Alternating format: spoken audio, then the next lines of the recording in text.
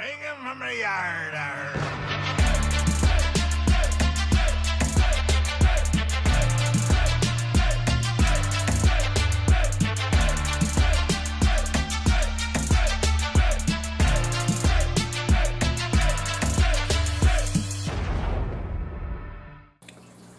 This is Don the Diecast Pirate, and welcome to my first episode of What's in the Case! Alright, so when I was a kid, one year for Christmas, I got a case that looked just like this. And you'll notice that these vehicles on here have Redline tires. I never had any Redlines when I was a kid. By the time I was old enough to have Hot Wheels cars, they stopped making the Redlines. So all the Redlines that I have, I never even knew really were a thing. I never had the Supervan. I never had a Supervan. I had friends that had Supervans, but I never had a Supervan.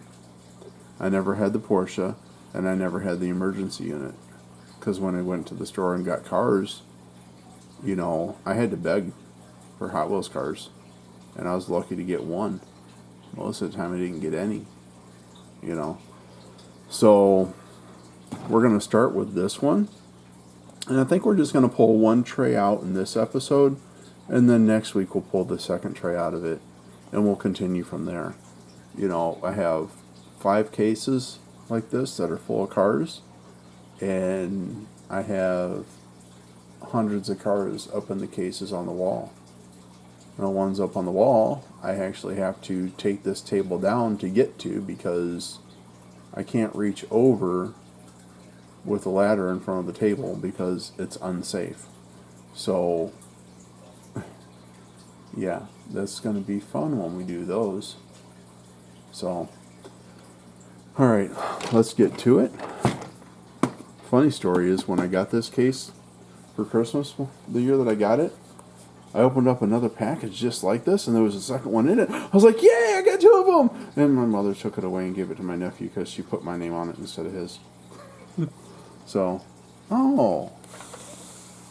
Alright. Let's take a look at what we have here. This one's not completely full. So that's okay.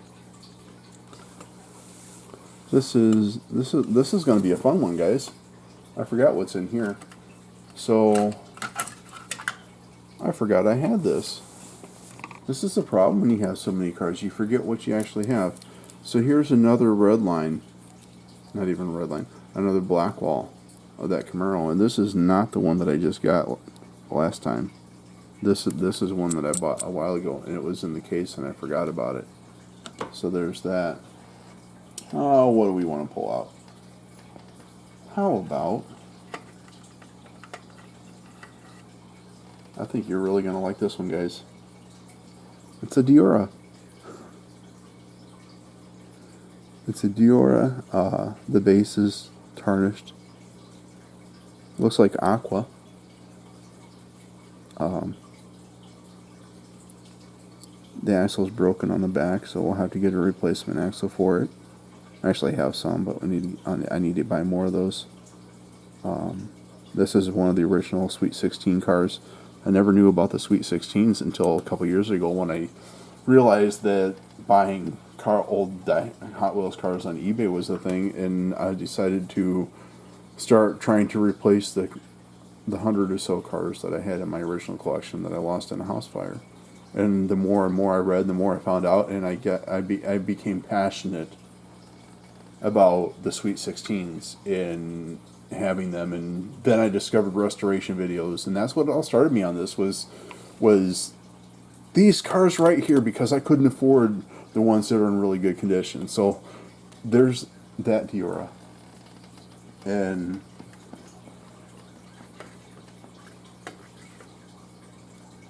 is that antifreeze?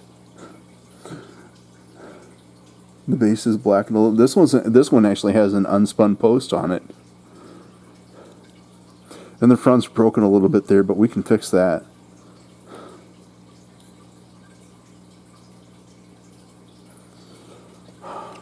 I don't ever hardly get to see these because they're put away.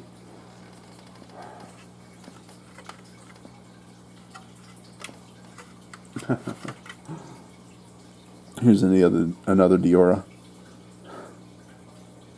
and it's broken there a little bit. That can be fixed, and we can put a replacement glass in it. This would be, so this is a Hong Kong car, and again, you know, because you can see the bent axles, how they attach through here, and the glass is blue. In the U.S. cars, the glass is clear. Now, in all actuality, the glass does have a hint of blue in it. You just can't tell by looking at it. But if you pull the glass out and look at the edge, you can see a little bit of blue. And then, again, the U.S. cars have these two holes here that are different than the four holes. When I get to a U.S. car that I drilled out and a Hong Kong car that I drilled out previously, I'll show you the difference inside. But there's those. We'll separate these. These are Hong Kong. This is U.S. Here's another U.S. one. This is one that I drilled out previously. So if I have a Hong Kong, which those aren't. Okay. So this is one that I drilled out previously. It looks like it was originally a purple car. And this one should clean up really nice and be a very good restoration without too much work. That's one of the better ones that I have.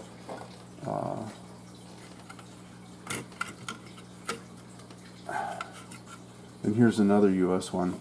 Again, the unspun post. And what color is this? This is red. Now this one,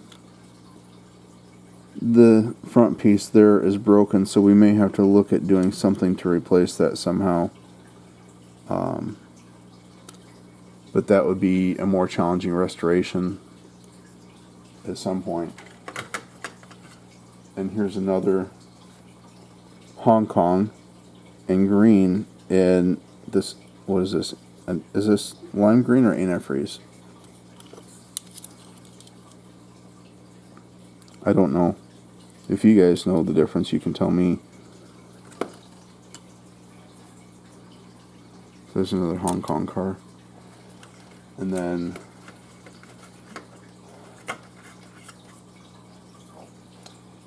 we have another Hong Kong. And this one was originally, what is that color? I forget. I can't think of it right now. It's a gold.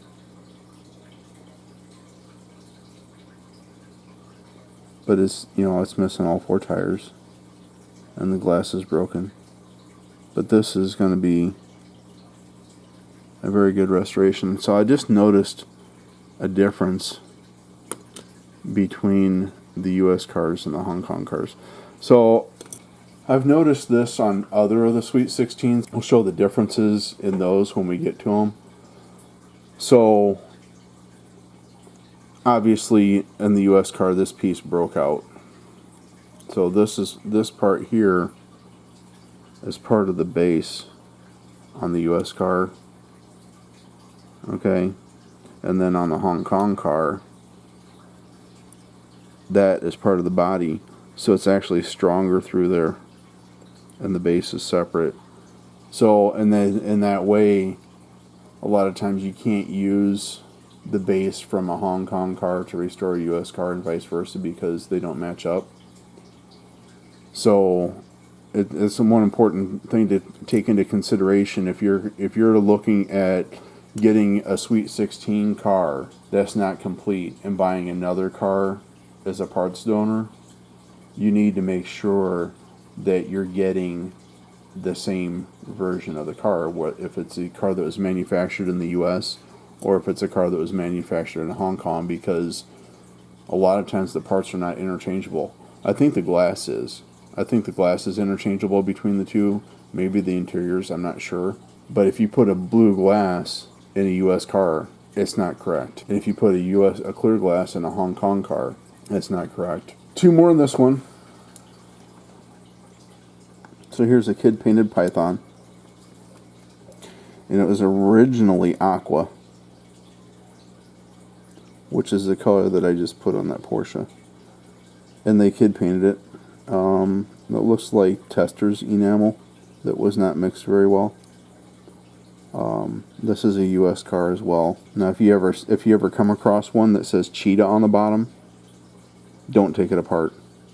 Okay, the Cheetah was the original name for the Python, and they had to change the name because another company owned the rights to that name, and they couldn't use it, so they changed the name of this car to the Python.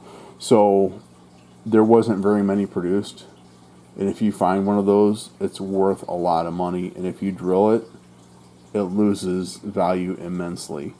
So just keep that in mind. If you ever come across one that says Cheetah, even if it looks like this, it's worth a lot of money.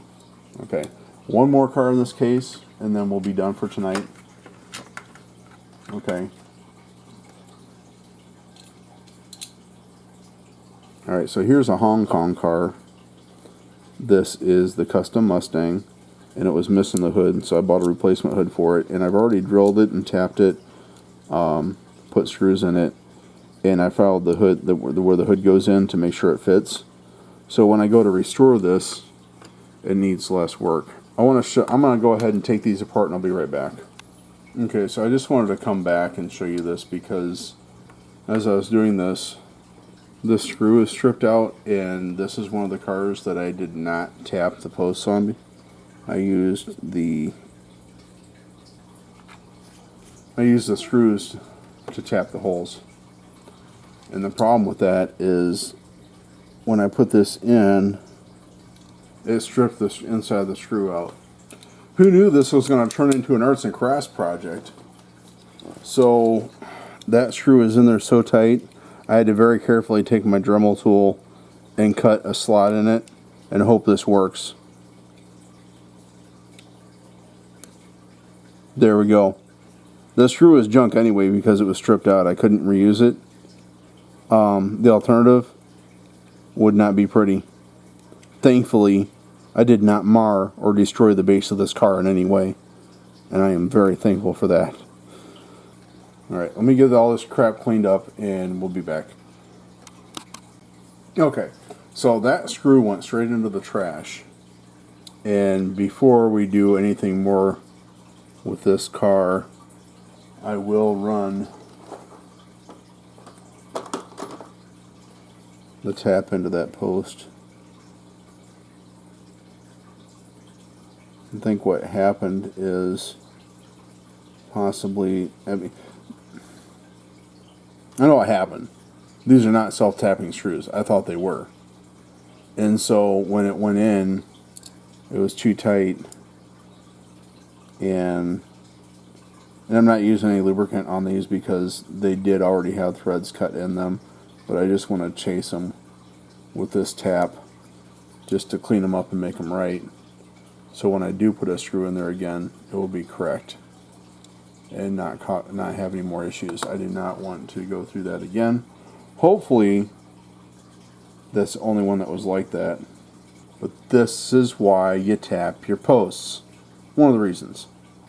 Now that we're done with that, this video now became what's in the case and how to remove a stripped screw from the post of a Sweet 16. So all that to show you the difference inside. Okay, so I'll use this paintbrush to point here. So this is one continuous piece all the way around, and a lot of you guys already know this. This is for the ones that don't, the ones that have never seen this before. One continuous piece all the way is, you know. So, and this is the Hong Kong car. Okay, the U.S. car, each side is its own piece and it's cut there. And they have these posts in here that are pinched down over it. Now, I've heard more than one person say on YouTube and videos that if one of these is broken, you can't repair it. I have not tested that theory myself. I think the only thing you can do would be to cut these points out and put a straight axle in. I don't think you would be able, and glue a straight piece in all the way across. I don't believe you would be able to. It's probably not even worth putting the effort in to put it there when you can just put a straight piece in. So just keep that in mind, that if you're looking at these continuous piece, let me get my box of wheels here. I'll show you. I have some.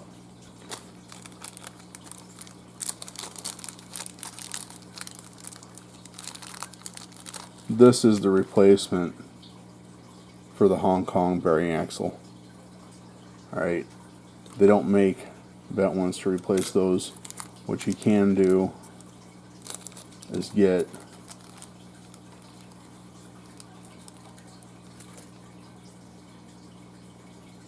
a straight, and this one looks too long. You would need a shorter one, for something shorter for, or make one for the Diora.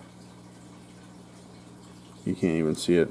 This one, this one, the way it is, the bearings go all the way out to the end. So you could use a straight one across in there with the bearings on it.